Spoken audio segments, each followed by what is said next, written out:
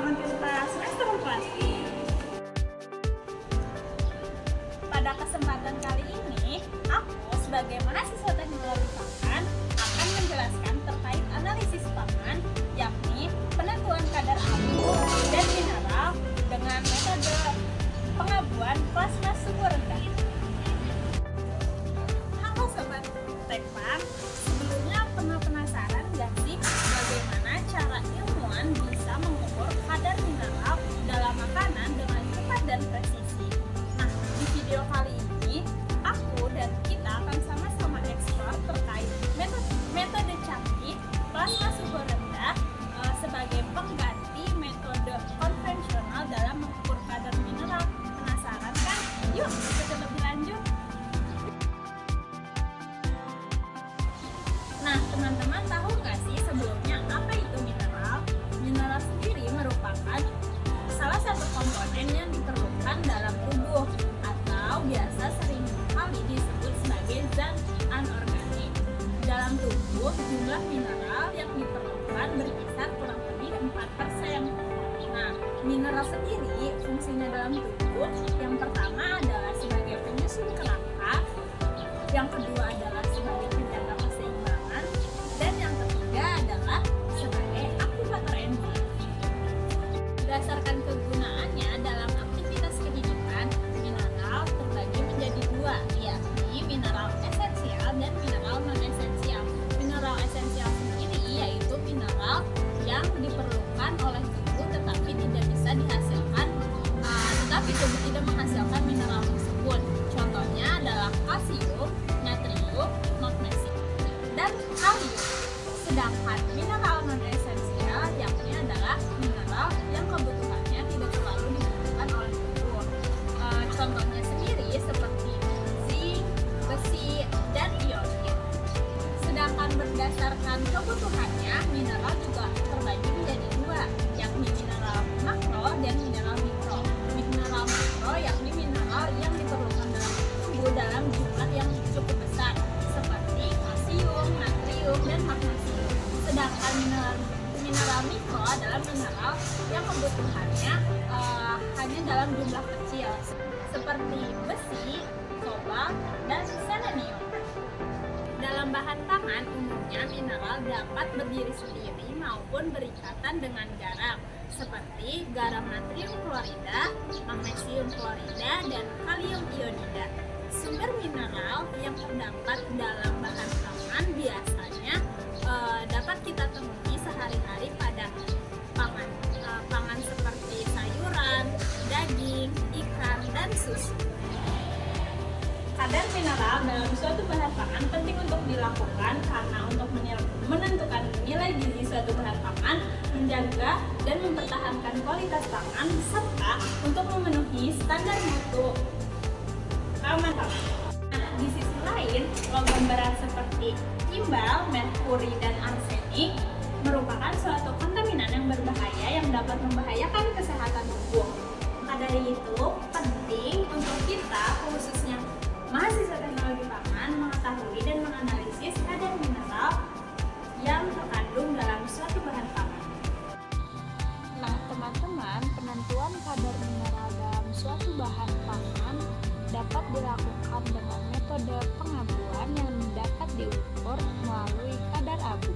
Abu sendiri merupakan sisa hasil pembakaran yang telah melalui proses oksidasi dari zat organik, yang dimana nantinya abu dapat secara langsung merepresentasikan total kadar mineral dalam suatu bahan pangan.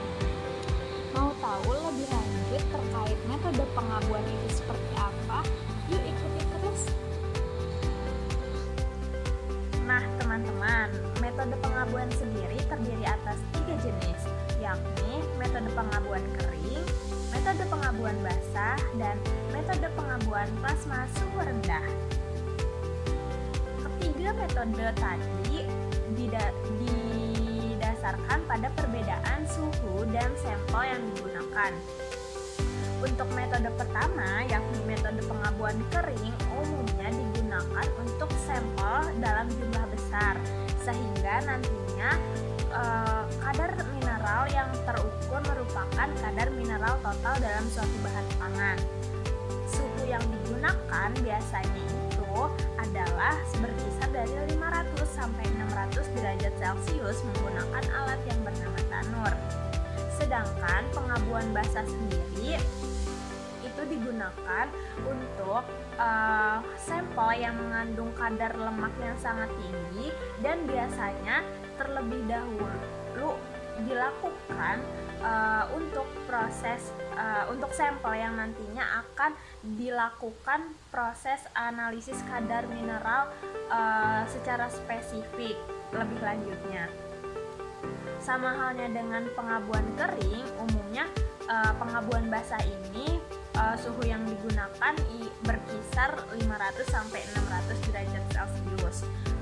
Namun tergantung lagi kepada jenis sampel yang digunakan, apakah sampel tersebut dapat rusak pada suhu tersebut atau tidak, karena kadar lemak dalam sampel dan untuk analisis lebih lanjut gitu terkait kadar mineral yang lebih spesifik. Selanjutnya, untuk metode plasma pengabuan suhu rendah ini biasanya sampel yang digunakan ialah sampel yang biasanya untuk metode plasma suhu rendah, sampel yang digunakan ialah sampel dengan yang mudah menguap atau biasa disebut volatil, sehingga sulit diukur pada suhu tinggi dengan menggunakan metode pengabuan kering maupun pengabuan basah. Karena di metode pengabuan plasma suhu rendah ini suhu yang digunakan cukup rendah, yakni sekitar 100-120 derajat Celcius. Nah teman-teman, pada zaman modern yang serba canggih ini, hampir seluruh industri pangan khususnya yang sangat berkaitan dengan analisis penentuan kadar mineral sudah mulai gitu beralih fungsi dari metode pengabuan kering secara konvensional dengan furnace atau tanur menjadi metode plasma pengabuan suhu rendah dengan mempertimbangkan sampel-sampel kelebihan dan kekurangan dari metode plasma suhu rendah itu sendiri. Nah, dari sinilah metode plasma suhu rendah mulai bersinar. Sebelum kita lanjut ke metode plasma pengabuan suhu rendah secara mendalam, kita harus tahu nih, apa sih itu plasma? Plasma sendiri merupakan fase keempat setelah fase gas, di mana berisi gas yang komponen nukleus atom ion dan elektron terpisah akibat dari energi yang diterima dan memiliki sifat reduktif. Nah, plasma ini terbagi menjadi dua lot teman-teman berdasarkan temperaturnya, yaitu plasma suhu rendah dan plasma suhu tinggi. Nah, setelah kita tahu nih apa itu plasma, langsung aja kali ya kita masuk ke prinsip metode pengabuan plasma suhu rendah.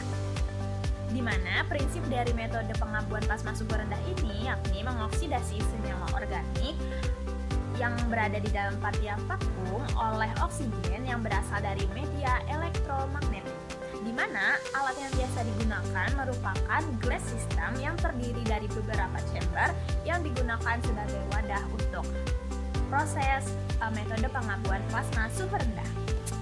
Ya, mekanisme prinsip metode pengabuan plasma suhu rendah bekerja. Teman-teman jadi penasaran gak sih sama hasilnya tuh gimana ya? Apakah metode ini jauh lebih baik dibandingkan dengan metode furnace yang katanya lama prosesnya? Oke, langsung aja aku kasih tahu ya teman-teman. Untuk sampel yang dihasilkan dari metode plasma pengabuan suhu rendah pastinya memiliki hasil yang lebih akurat nih daripada metode pengabuan kering maupun basah yang dilakukan secara konvensional. Hal ini dapat terjadi karena metode plasma suhu rendah menggunakan suhu yang cukup rendah sehingga dapat mempertahankan struktur kristal dan mikroskopik dari sampel. Yang kedua, suhu rendah yang digunakan dan metode yang cukup efisien tidak menyebabkan sampel kehilangan kandungan trace mineralnya. Akan tetapi teman-teman, metode pengabuan plasma suhu rendah itu sendiri memiliki kekurangan, yakni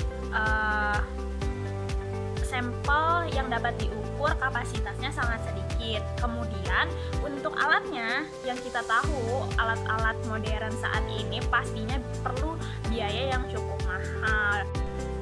Tapi siapa sih dari kalian yang pastinya setelah melihat video kita dan aku untuk sama-sama mengeksplor metode pengabuan plasma suhu rendah yang gak tertarik nih sama metode ini?